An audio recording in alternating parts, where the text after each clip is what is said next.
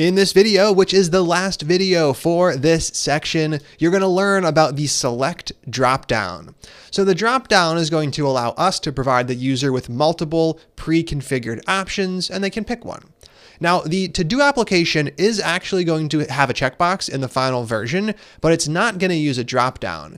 We'll be using the dropdown in the notes application, but we actually won't be using a checkbox. So I'm going to kick off this video by removing that checkbox, which was created for educational purposes. So over here, we have the actual checkbox code. I'm going to delete that and clean up these empty lines. I'll save the file, and I'm also going to remove the event handler we had set up for the checkbox, which no longer exists. So let's go ahead and set up a dropdown for the Notes application.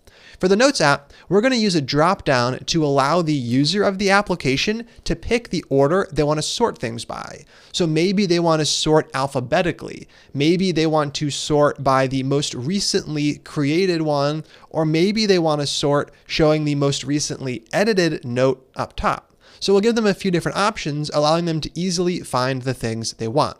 We're not going to worry about wiring up the sorting just yet. That'll come in a later section. For now, we're just going to get the select dropdown in place and figure out how we can get its value from JavaScript.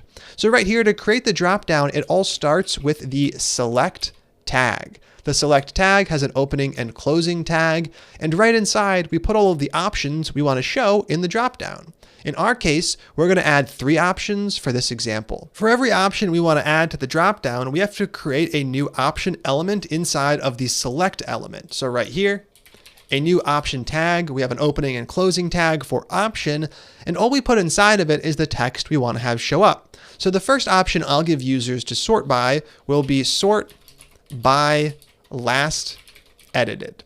And we can give them a few more options as well. So I'll add another option below the other option. And for this one, I could say sort by recently created. So I can put the newest notes first. And then down below that, we could add another option. And for this one, we'll allow them to sort alphabetically. Great. So we have our 3 options in place, and if we actually save the markup, we can see that over here we get our dropdown. The default value is the first one, sort by last edited, but I can always come in here and click one of the other ones to pick that. Now, if you refresh the page, you're going to notice that the value gets preserved. This is because Live Reload, the server we have set up, Live Server, it's trying to help us out. If you ever want to completely refresh things, you can use a hard reload on your browser. For the Mac, this is mostly Command-Shift-R in almost all browsers. And for Windows, that would be Windows-Shift-R. And for Linux, it would be Command-Shift-R, depending on your keyboard setup. This is going to always bring you back to the raw default page. Here I can see that I'm now coming back to the correct value, which is the first one. So just a little aside if you ever get any weird behavior like that. Now what we're going to do is actually listen for changes in this dropdown. So I'm going to set up an ID so we can target it. I'll call this one filter by. And over inside of JavaScript, we're going to target filter by and get its value when it changes. Over here, document.query selector.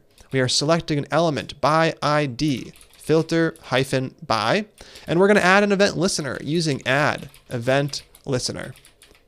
Now, the event that we're going to be using is the exact same event we use for our checkboxes. So the change event, this is going to fire every single time that dropdown value changes. I'm going to pass in the function it expects, and I'm going to get access to that event argument, which is going to allow me to figure out what value was picked. Now inside of here, we will use console.log to print the value and check our work. The value first lives on e.target. This is where we get access to the select element. Now for select elements, we use the value property, much like we do for our text-based inputs. The only different one was the checkbox. For that, we use checked. So let's go ahead and save this and see what happens. Over here, we have no messages in the console. If I switch this up to recently updated, I see sort by recently updated. If I switch this over to sort alphabetically, I can see we have sort alphabetically showing up. Now, with our select dropdowns, we can see we're getting back the full string value. This isn't always what we want, because the string value might be something really, really long. It might be something that gets translated depending on the user's local language. So we want a way to set up a value that we can use inside of JavaScript, something that's not going to change. Option allows us to do just that. On option, we can go ahead and set value. Value allows us to provide a different value for when this option is picked. So instead of a long sentence, which we really don't want to check inside of our JavaScript, we'll stick with a much simpler one, like by edited. Now we can do the same thing for our other ones, coming up with a simpler way to describe each. For this one, I will use by created.